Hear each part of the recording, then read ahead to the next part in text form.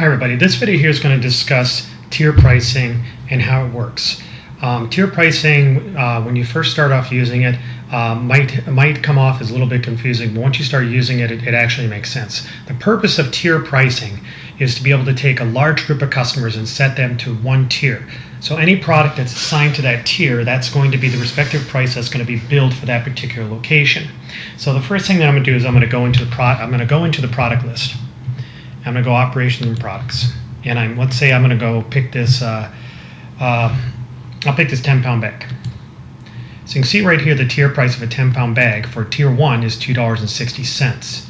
If I go back to the list here, 3.5 kilogram bags. The tier price for 1 is $2.25. And I can continue going down this road here, like 7-pound bags, tier 1, $1.58. $75 for a bin, $10 bottle deposit, so on and so forth.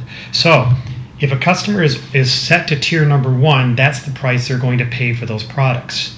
Now, that does not mean that a customer is stuck on paying that price, because a tier price can be overridden. Okay, so now let me go over like how do we assign a customer and delivery locations to that specific tier.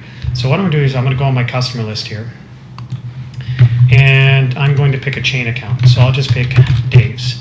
Dave's was one of my large grocery chains that you can see here. It's 17 locations. Now these are customers, okay? Now once I click, you can see there's 17 delivery locations. When I click on the customer, Dave's Supermarket, you can see here I've got all these delivery locations. Okay, so let me go into the customer properties first. And looking under default pricing, they're set to tier number 2. So any products that are set to tier number 2, that's the price they're going to pay for tier 2 pricing. Okay, so that's at the customer level. When I set it at the customer level, I'm telling the delivery locations, hey, use tier number 2. However, they could be overridden. There's lots of flexibility in the system to do this.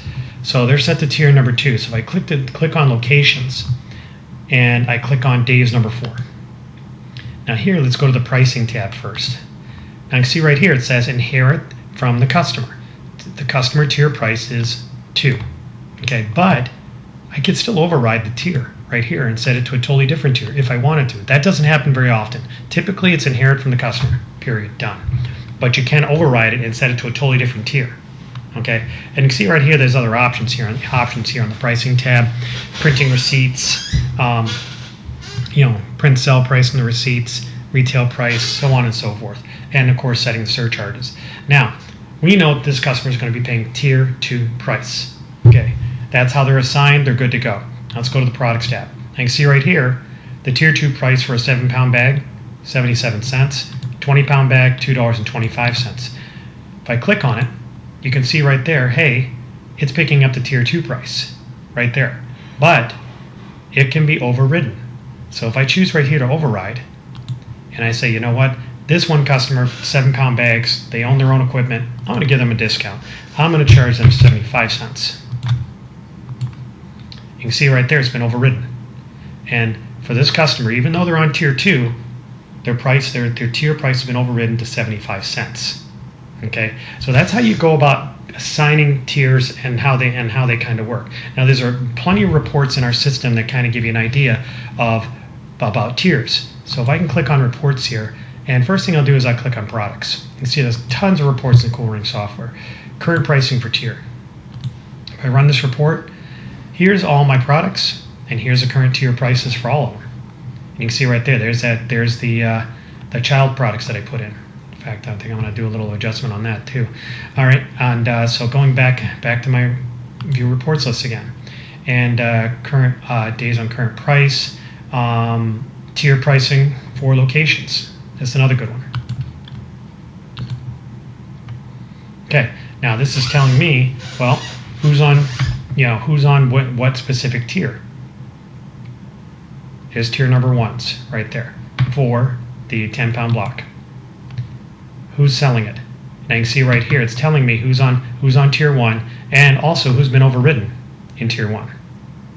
Okay, so back to reports list.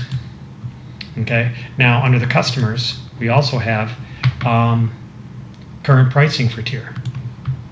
So I can go in here and say, show me who's on who's on tier 1, tier 2, 3, 4. So let's choose tier 2. And you can see right there, there's that Dave's Supermarkets. And it's all separated by delivery zone. So I can actually kind of filter through this. And you'll notice right there, well, let's get to that Dave's number 4. Yeah, there we go. Days 4. There it is. It's indicating to me it's been overridden. Okay, so there's lots of reports in here to tell you a lot about your current customers and tier pricing. I highly recommend customers to use tier pricing as much as possible, because if you need to change a price on any particular customer, let's go into that 7-pound bag that I was just looking at. You can see right there. Tier 2 is set to that Dave's Supermarket. I can make this change right here and change it to 80 cents. Save. Now the Dave's Supermarket 7-pound bag price has been changed. Okay, so that is an explanation of tier pricing, how it works, how to assign a particular location, also how to override the tiers. So if anybody has any questions on that, please contact Co Running Software. Thank you.